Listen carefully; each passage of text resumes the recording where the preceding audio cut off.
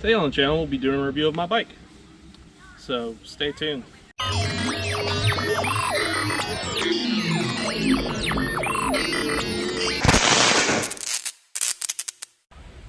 This is my 2019 Giant Stance.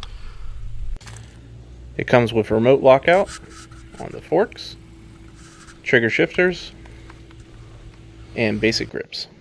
It also has a 2x10 drivetrain,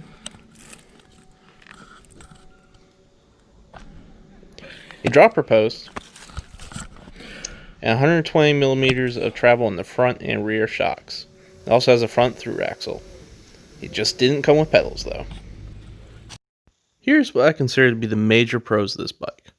When I bought it brand new, it was at $1,700, which is extremely affordable for a full suspension bike.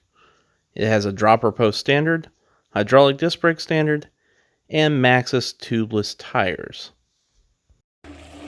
So at this price point, this bike is incredibly stable in the air.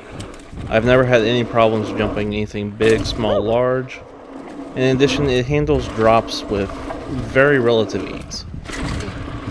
Also, the hydraulic disc brakes give you the stopping power you need, especially in sticky situations. This bike came standard with 27.5-inch tires, and for the size of the tires, it tends to go over things with relative ease. I've never really had any problems in rock gardens whatsoever or going over anything. In addition, I feel like it handles skinnies very well. It's a very well balanced bike. I've never really felt the bike pulls either to the left or right when on a skinny. Here are what I consider to be the major cons of this bike. First and foremost, it has a 2x10 drivetrain, which was archaic when it came out. It has no rear suspension lockout. It has a cluttered cockpit, and the lack of travel holds this bike back quite a bit. So, unfortunately, due to the 2x10 drivetrain system, I find that on simple jumps like this one, a lot of times when I land, I end up dropping my chain. Which, it's not a hard fix, but it can be quite the nuisance. Also, due to this drivetrain, it kind of clutters up your cockpit, which can be quite the annoyance, especially if you're trying to learn how to do tricks. Quite frankly, it's kind of baffling to me that they didn't go by with a 1x system, because the 2x was kind of archaic when it was built.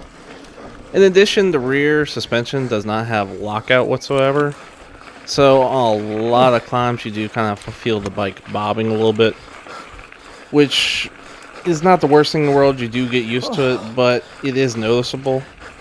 And finally, the suspension is a little bit small if you are going to be doing like gnarlier things like in the bike park, but I have found on simpler trails or trails I ride, it's not a major issue, but if you are going to go hard, it can be an issue for you.